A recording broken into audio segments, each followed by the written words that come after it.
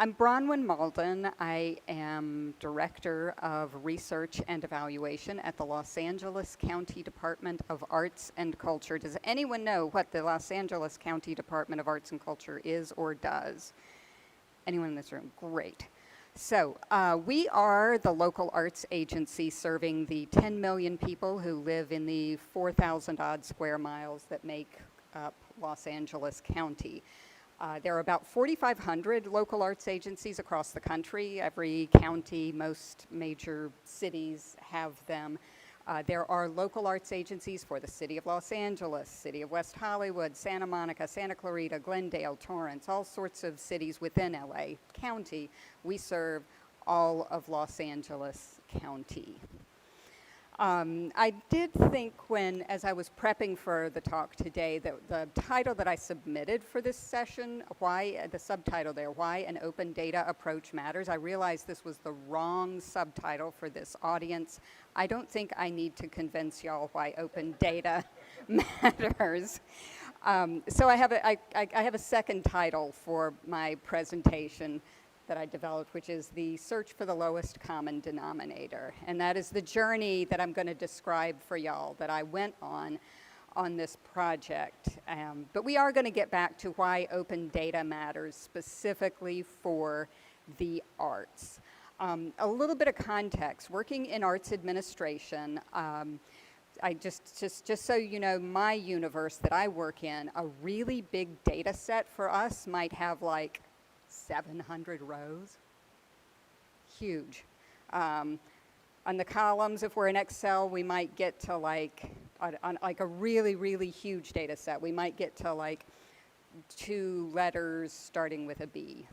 So I feel like some of y'all may work in a different universe than the one I do. But I do know a little bit about the arts and arts policy. So the journey that I'm going to describe to you today begins actually in 2015 with the creation of what's called the Cultural Equity and Inclusion Initiative. And that is a directive of the Los Angeles County Board of Supervisors. LA County Board of Supervisors, does anybody know how many elected officials are on the LA County Board of Supervisors?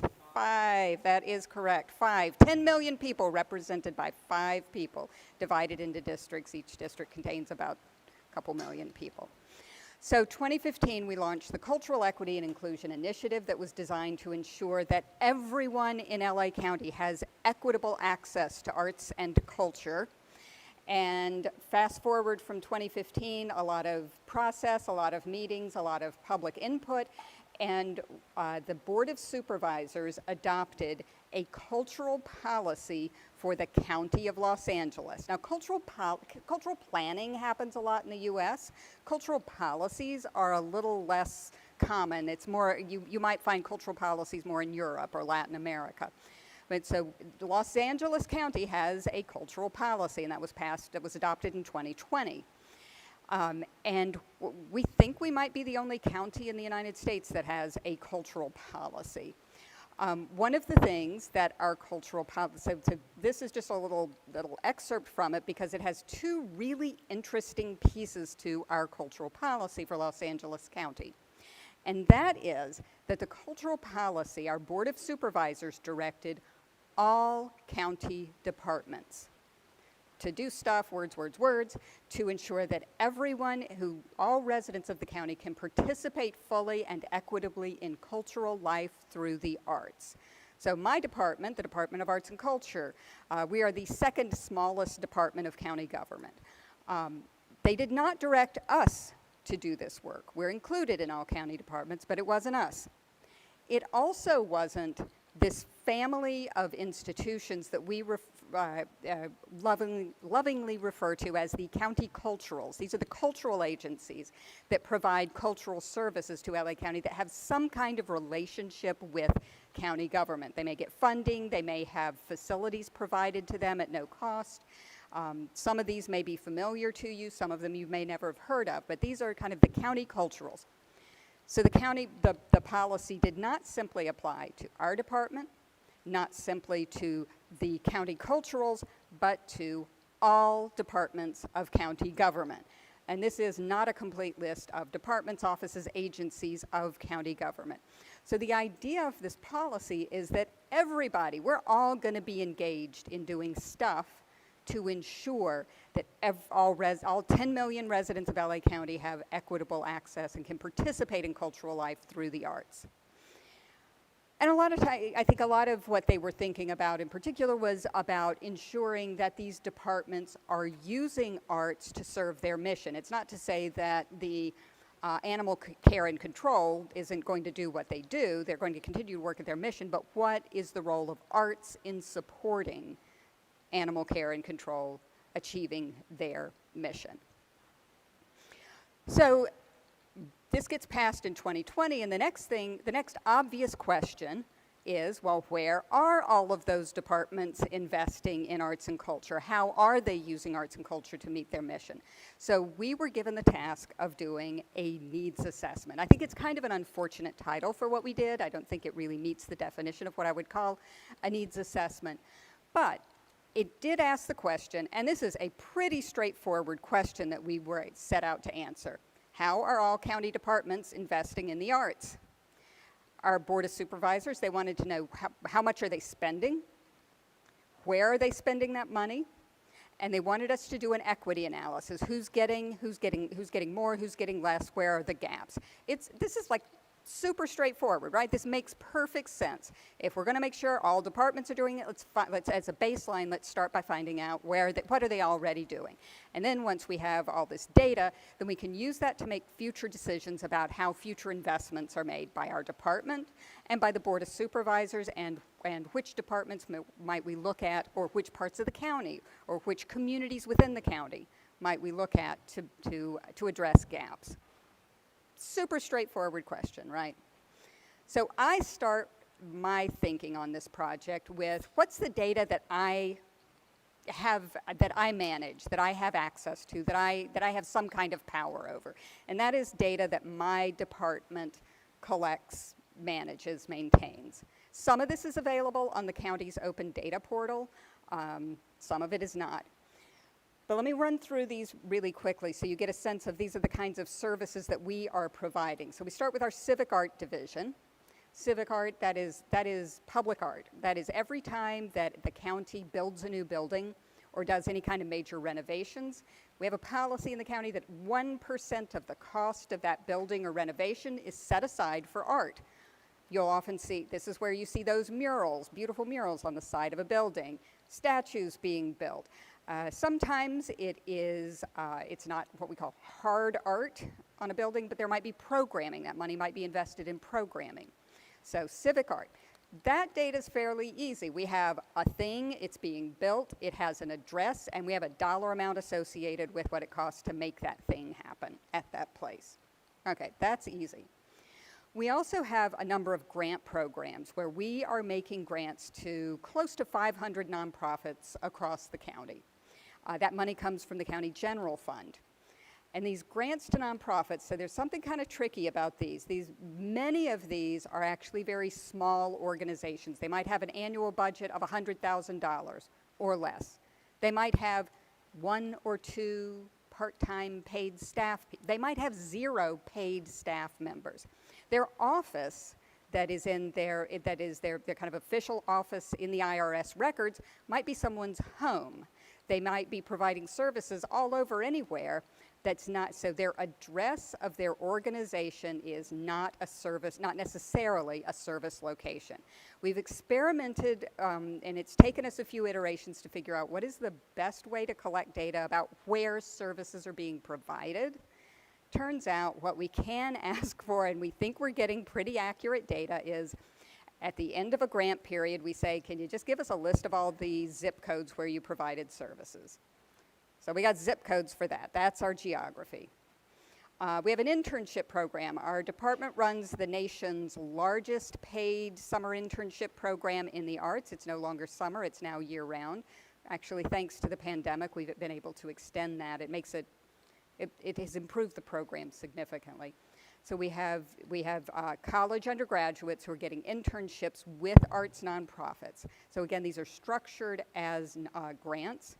At least with these folks, we know where the young people are working so that we have an address for them. Awesome. School-based arts education. We provide grants to school districts. We also provide services at no cost to them. We help school districts to write or rewrite their strategic plan for the arts, making sure that arts education is happening in public schools. So our geography for that is school districts. And if you know school districts, you know that does not tidily overlap with zip codes. Community-based arts education. We have programs. This is primarily programs that are taking place in public parks. So we know the address of the parks. We've got addresses there. Then we've got a whole bunch of other random programs and services we're doing where there is no actual geography. We do know the cost of the program. For example, we have a creative strategist program where we place artists in residence in other county departments to help them achieve their mission. So like in 2020, we had an artist. We placed an artist in residence in the registrar recorder's office working on getting out the vote. So we have programs, we're placing them across county government. So we've got funding source. One of the things our authorizers wanted us to make sure we did is we want to know what's county money, what's not county money, and separate those things out. We want to find out where's the county spending money. So we've got funding source, we've got funding type, and then we have this tricky bit of geography. They really want to know geographically where is funding being invested. So you already see right now in our search for a common denominator on geography at least, we are stuck with zip codes. And I don't think I have to say much to all of y'all about both the pros and the cons of zip codes. Especially LA counties, we have zip codes that are quite small. Up in the north where things are really very sparsely populated, we have some ginormous zip codes. We also conveniently have zip codes that extend beyond the county border, but we don't provide services beyond the county border. Those are the downsides, but some of the upsides are that the census and other organizations provide lots of information, lots of data we can pull in about those zip codes, and we can pull in for our equity analysis, which I'll show you a little about later. So zip codes, there's our first lowest common denominator. Now, this is my very sad attempt to depict my expectations. This is what I kind of hoped we'd be able to get by going out to all 50-odd agencies, offices, departments of county government. I'm thinking when I go, we're going to, let me step back. A couple of years ago, we tried to do it, we did an exercise where we tried to get some data from our sibling department. These are our siblings. We are all government. We are, you know, holding hands, singing Kumbaya with our government siblings here. And a couple years ago, we did an exercise where we were trying to get data from our county siblings. And well, we did the obvious thing was we created a survey and we sent it out to all the department heads and we sat back and waited for the data to roll in. And guess what? It did not. In the end, we ended up hiring consultants to follow up with emails and phone calls, and eventually ended up collecting most of the data we were able to get through phone calls and actually taking the survey and administering it verbally. So I knew we were going to have some challenges collecting all this data for our needs assessment project. So we hired a consulting firm on the front end because we knew that a form wasn't going to do it. We hired a consulting firm, AECom. Don't know if y'all know them. They're kind of big. I hired AECom to help us design the instrument that we'd use to collect the data, to actually go out and do all the interviews, clean all the data once they got it, and create a beautiful visualization and website that you'll see a quick preview of later. So we set them off on their task, and based on my experience, the structure of my data, I thought, well, surely my fellow government officials might be able to tell us how many dollars do we have invested in arts, or at least they'd be able to identify, well, we run this program, it incorporates the arts, and they could tell us the dollar amount for that program. I also knew that might be a little difficult for them to separate out what comes from the the county general fund, what maybe comes from other county sources versus what's external. Like, you know, you can imagine the Department of Public Health might get a federal grant to use arts to work on promoting vaccination or something like that. So we wanted to separate out external funded stuff from internal. Our Board of Supervisors wanted to know where their money was going. I knew that geography was going to be a challenge. There's a number of county programs that they may not have geography. Like, it might just be available to everyone in the county. So I knew that we would have some limitations there. And I also knew, based on our previous experience, that there were going to be times when all they could do was describe to us in words. Here's what we're doing. Can't tell you how much, can't tell you where, can't tell you who's getting it, but we've got this beautiful description. So this is my expectation. And this is more like what we actually got. Sometimes we had geography. Usually they were able to tell us the source of their funding. Sometimes they were able to tell us how much they were spending on the program. There were a number of times where they're like, well, we have this program, it's really great, it's kind of a mix, there's some arts, there's some crafts, there's a little bit of sports, maybe there's some games. And we would ask them, well, can you tell us for this program, is it half arts and half not arts? Is it a quarter arts? We couldn't possibly tell you. It's just a mix. And then we come on with year, the time. This turned out, we knew this was going to be an issue because we're collecting all of this data during the pandemic. All 500 of our grantees had stopped, pretty much all of them were not doing in-person programming, right? Everything moved online. Does anybody remember this whole pandemic thing? Everything moved online. Right, it's so hard to remember these days. So we even knew from our own data that we were going to have to go back in order to get geography of where all our grantees were serving. We were actually going to have to go back to pre-pandemic. So we did the most recent grant cycle for each of those grant programs pre-pandemic. So we ran into the same thing with our colleagues. Some of them could tell us, well, this happened in 2020, or maybe this would get 2021 fiscal year. We've got fiscal years, we've got calendar years. So in the end, we basically constructed kind of a sample year, an example year, and it's made up of a whole lot of different years, but like for each program that's reported, it's the most recent year of data that's available. So there's a range of stuff going on. We got a lot of description of programs. That was exciting. The random PDFs. Some of our folks were able to report data to us in spreadsheets. Some told our consultant stuff over the phone, some sent emails, and then there were the random PDFs that we got that somebody had to pull data off of. The descriptive text piece of this was kind of interesting because there were a number of times when in the interviews our consultants came back to us and said, oh, we just had this great conversation with this department and they have this artist that they're working with and they're doing this, this, this, this, and this. And we would say, yeah, that's our creative strategist program. We run that, thanks. But there's I think in the importance of the textual stuff is that we did get a lot of really interesting information. There is stuff going on, but stuff that couldn't be quantified, couldn't be measured, we couldn't assign dollars or geography to it. But there also was a lot of enthusiasm across the county for using arts to achieve other goals, for get out the vote efforts, education on health issues, on mental health issues, and things like that. So I'm happy to say that our consultants had to deal with that and not me personally. But let me get to this really critical thing.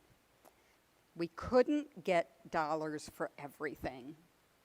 So all of a sudden, we find ourselves having to find a new common denominator. We've got zip codes for geography, but instead of dollars per geography, we ended up having to go a few steps lower, it felt like, to a count of programs per geography. For those folks who could tell us, yes, we have a program, it takes place here, I don't know how much it costs.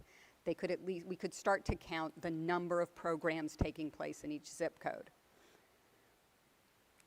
Not perfect, not what we hoped for, But it does give us a sense of where the county is investing in the arts, even if we can't actually quantify the dollars that are being spent. So this is the slide where I pause for a moment and acknowledge something that I don't know how much we all acknowledge in the role of politics in data collection.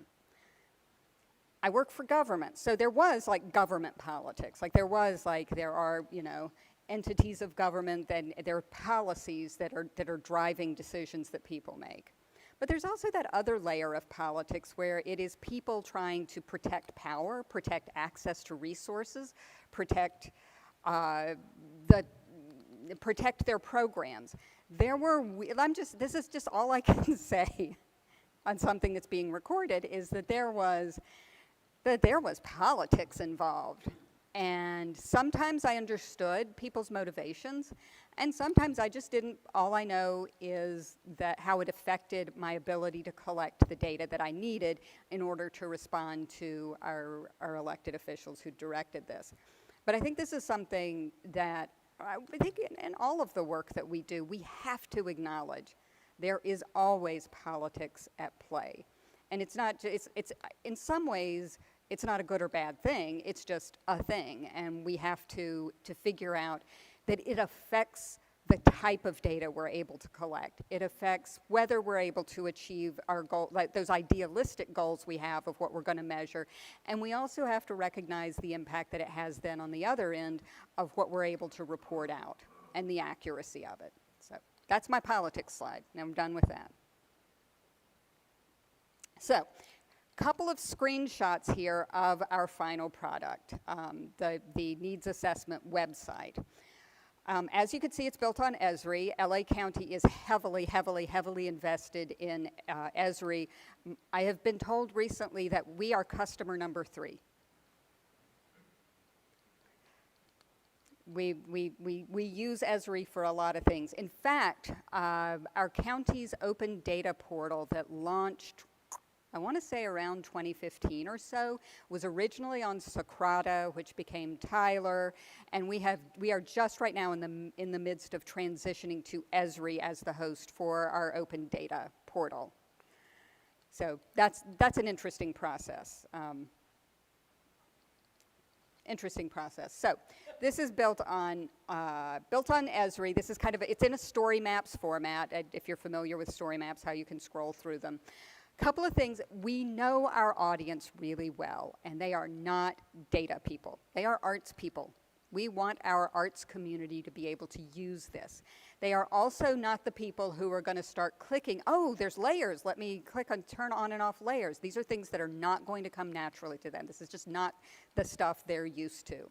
So as we've written the text, we've tried to make it really clear what the key findings are in the text, but we've also interspersed it with instructions on how to use the tool. And rather than dumping all the instructions in a click here to figure out how to use this tool, we've kind of built it in, woven it in through the text.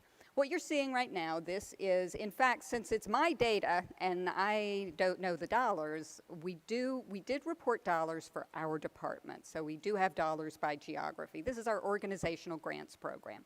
It's kind of our flagship grant program. More than 400 grantees per year, arts nonprofits. They're doing programming all across the county. And let me tell you, this was a surprise to some folks. They had no idea how many zip codes we were reaching in this one grant program. There were folks who were like, did not believe that we reached this many zip codes. This was a surprise. Not a surprise to the staff who actually run the grant program. So now we've got it, but this is, I think you can see this is divided by quintiles. You've got, you know, those blue areas that are the lowest quintiles, and that hotspot, you've got that hotspot that's the downtown core of City of Los Angeles. You've got another hotspot, City of Long Beach. So that's where where more dollars are being spent. So you can already start to see equity issues in terms of where money's going. So at least for our data, we were able to report dollars. Now when it came to reporting both other county departments and also aggregating up to everything, because we did turn our dollars into count of programs as well. Now we're at count of programs. The same thing, you've got this is quintiles, with the blue being least and the more red, orange, yellow colors being the largest number of programs. What you're seeing right now, this is county libraries. This is their investments in the arts. So this is their programming right there. So all of the other county departments, you could turn on and off layers for that. We threw in a few other bits of information. We thought that both the public, our stakeholders in the arts community, and also our authorizers ought to know. Our department, as a local arts agency, and this is from 2019, we had to get pre-COVID numbers in order to be comparable, it's complicated, but in order to have comparable data to compare ourselves to other cities, other local arts agencies across the country. So we're getting close to $18 million a year for arts. That sounds like a lot of money, right? $18 million for the arts, divided by 10 million people. Look at us. LA County is underinvested in the arts, clearly. And then this kind of fun task to look at those county culturals. Remember those county culturals, these agencies that like LACMA, like the Music Center. They get the lion's share of county investments in the arts. $33 million a year to LACMA alone. That's more than double what my department gets. But what was also important was to show that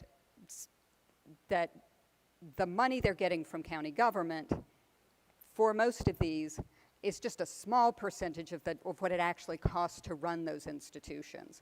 So while LACMA's getting $33 million a year, they are raising 4 times that amount from other sources. So it was really important to be able, folks wanted and needed to know how much is going to them, but they also needed to put that in the context of this is a small percentage of their total budgets. We went to public sources for this data. This data is actually publicly available. You could look it up if you want. The number of the county investment that comes from the county budget book, it's published every year. You can look it up yourself. The right-hand side, that's their IRS 990 form for the same year. Now, is their fiscal year the same as the county's fiscal year, budget year? It's not a perfect one-for-one match, and they made sure we understood that. But in order to have an authoritative source that allows us to compare and see each of the county culturals to each other, those were good, solid sources.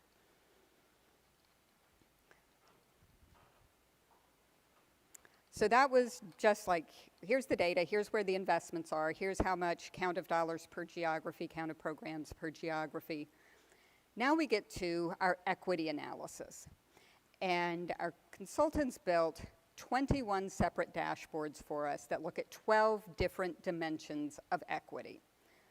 And you can see these are kind of pretty standard things that we would want to look at, that we think that our county authorizers would want to know. And just to show you an example of what it looks like on the website. So there are 21 of these, looking at each of these different factors separately. So what you've got here is, that's the map of LA County, and what you're seeing in green and blue is actually whatever dimension of equity you're looking at for that particular dashboard. So this is the percent of people speaking English at home. The figure on the left, that is the average of all zip codes visible. So about half, the average across LA County is 50% of people speaking a language other than English at home. What I really like on the bottom is these column charts. That is every zip code in LA County and the figure for that zip code. So you start to see the difference between zip codes and the dramatic difference. So that's really interesting. So the data is also done in quintiles, where the darker blue is a larger percent and the paler green is a lower percent. And then when you zoom in, that's when things really start to get interesting, because so you can now see that number on the left updates to reflect only the zip codes visible. The column chart also updates to reflect only the zip codes visible. And what's outlined in red is our top 10 zip codes by count of programs. These are the most invested zip codes in LA County by count of programs. And so you can look at this. You can look at by language, by race and ethnicity, by internet access, and on through all of those dashboards. 21 of them side by side.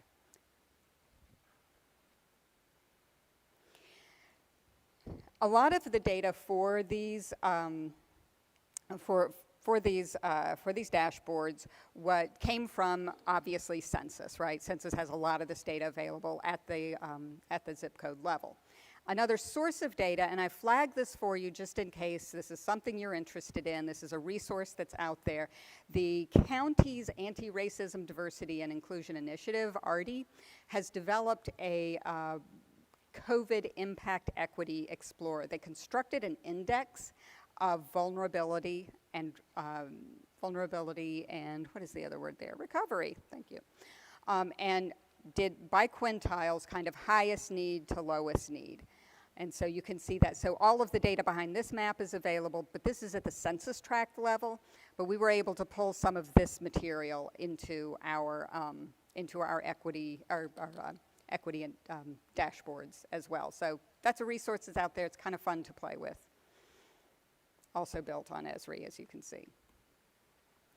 A couple of critical findings that are worth noting.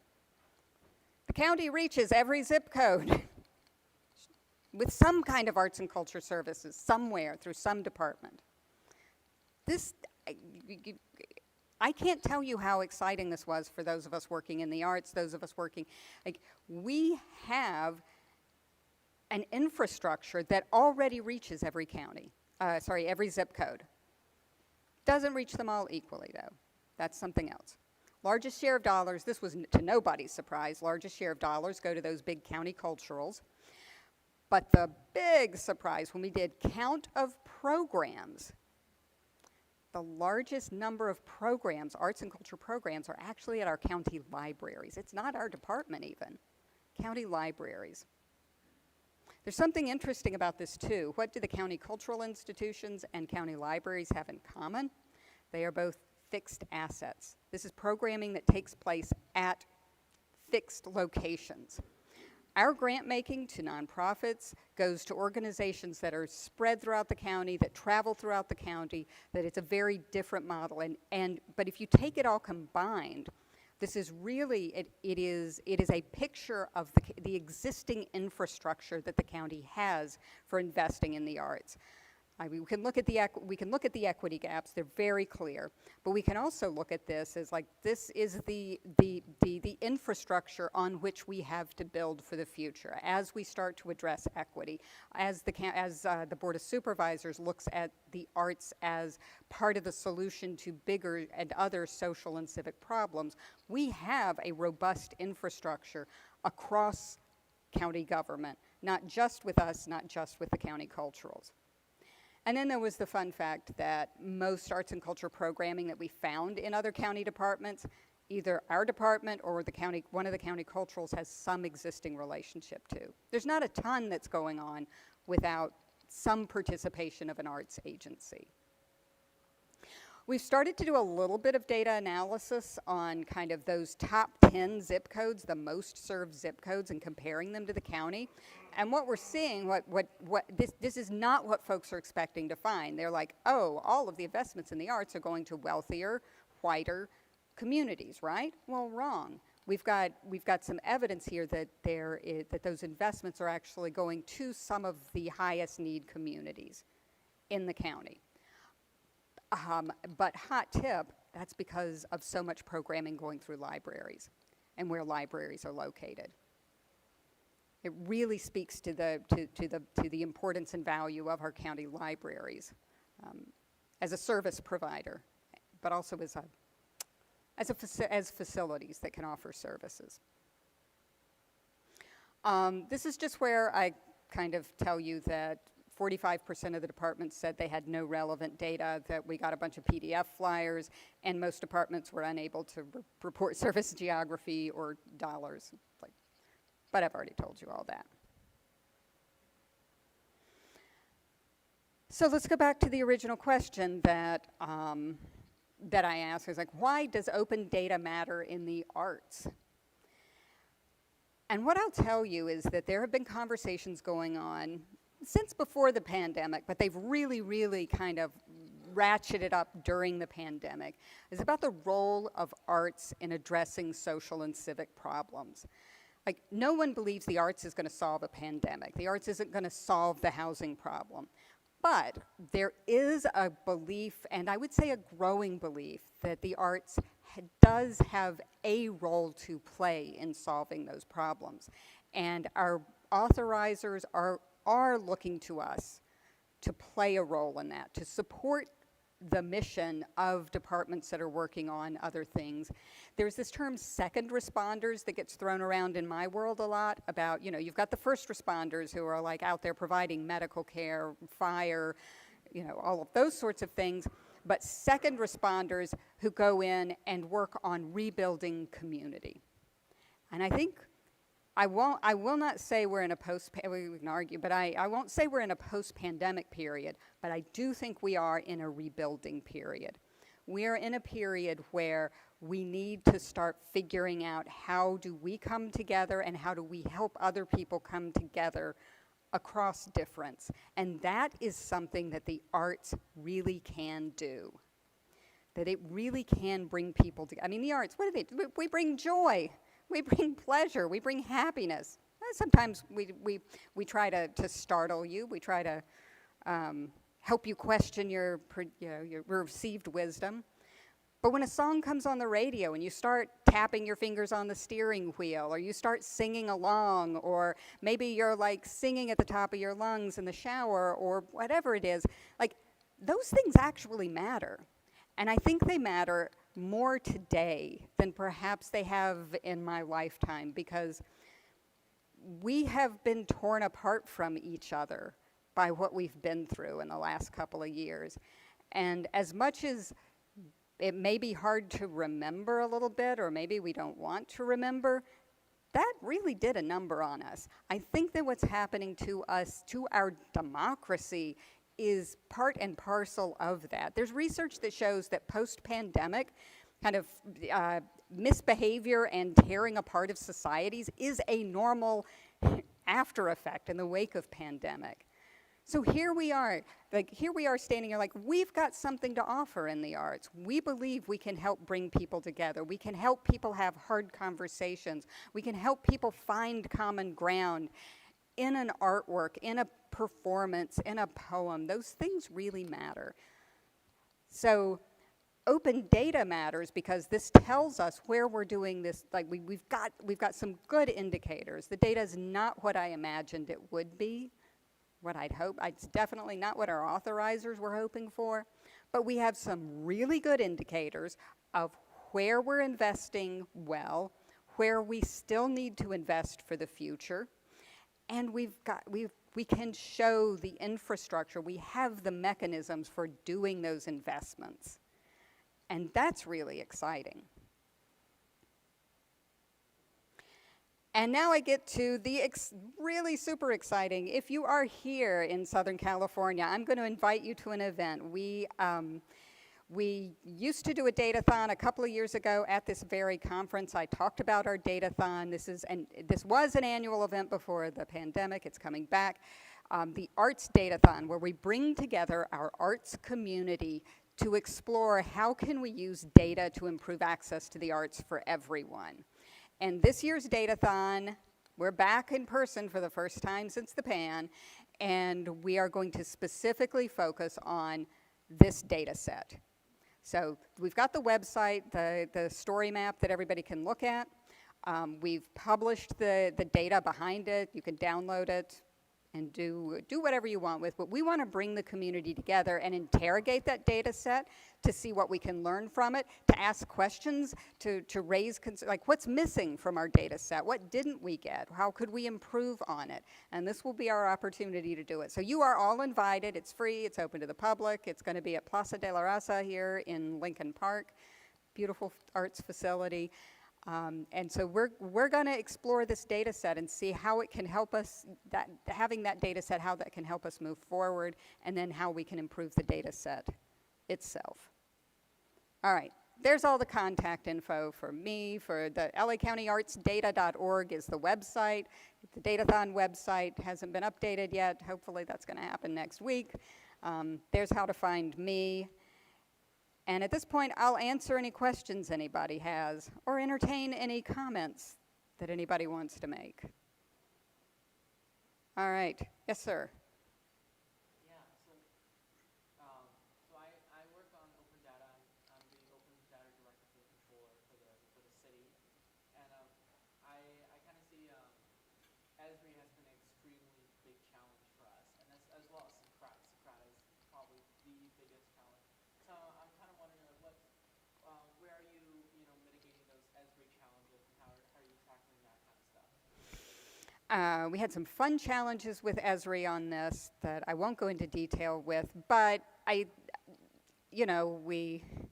we keep our eyes on the prize, right? We focus on where we're trying to get, and where Esri doesn't give us what we want, we figure the workarounds. We have our contractors do it, and then a little bit, the county's chief GIS officer has stepped in a little bit to help us. I don't actually have great solutions, but come to our Datathon and help us beat up on this. Yeah. So in our department, we mainly use.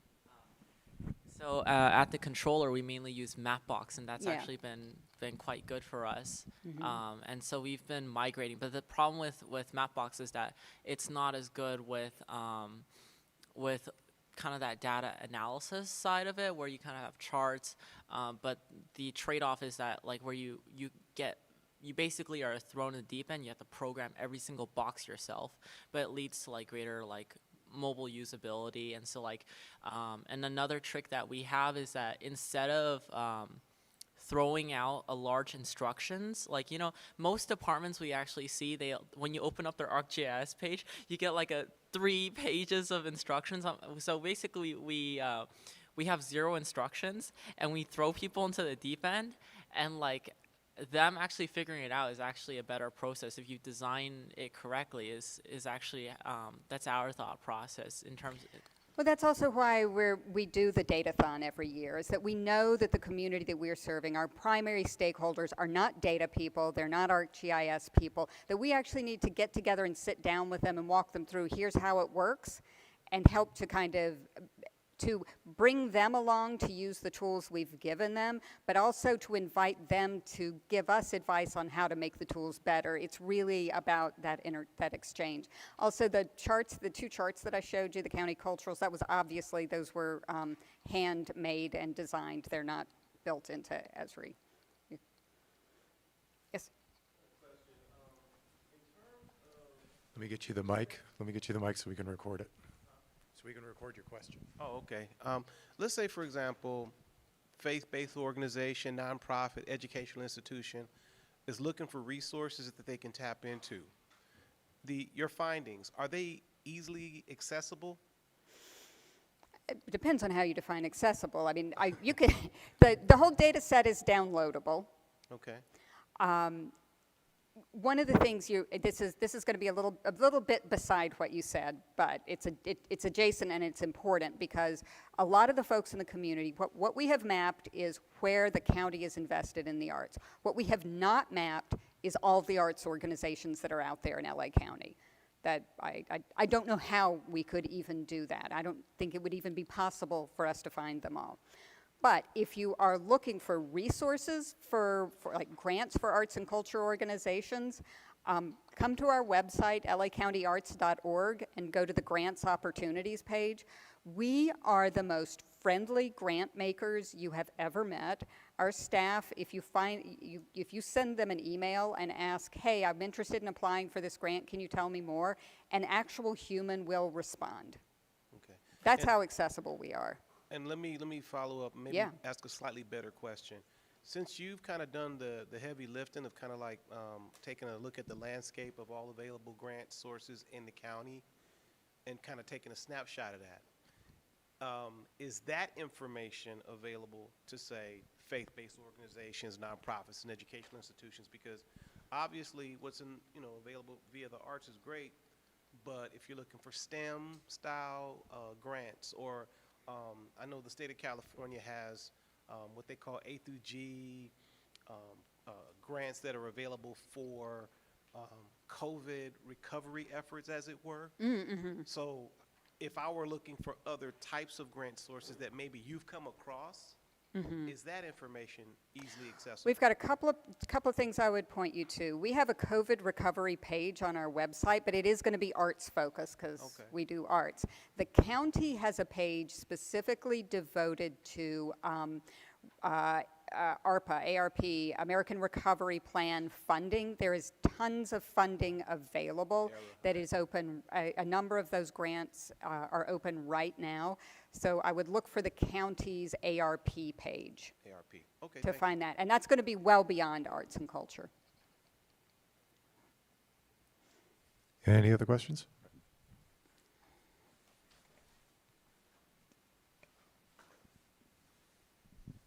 Hi there, great talk, and I came in a few minutes late. How did your department start? I was just looking up. I'm a resident of Orange County, and it doesn't look like we have anything in the government that spearheads or directs such efforts. I'm curious if there's a way to maybe push, or was it citizens? Was it the government? I'm just curious a little about your history. So yeah, we're a department of county government. We're the local arts agency for Los Angeles County. I find it hard to believe there's not a local arts agency in Orange County. Okay, so local arts agencies, now y'all are going to really get me in the weeds of so local arts agencies sometimes are government, sometimes are structured as nonprofit and are outside of the government but funded by government, and sometimes they're a quasi-entity in between the two. And for good or for ill, in general, places that are more conservative tend to have them as nonprofits outside the government. I won't say anything more than that.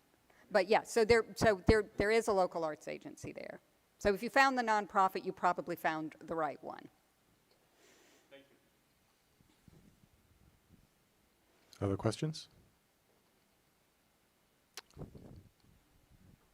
And one other question, you mentioned this 1% of a building's construction cost, it has to go to arts or culture. Is that across LA County, all the cities and jurisdictions? Again, in the weeds.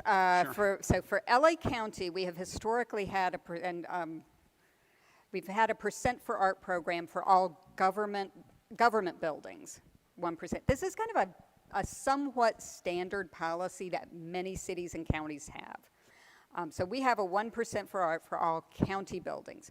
But that is only county-built buildings.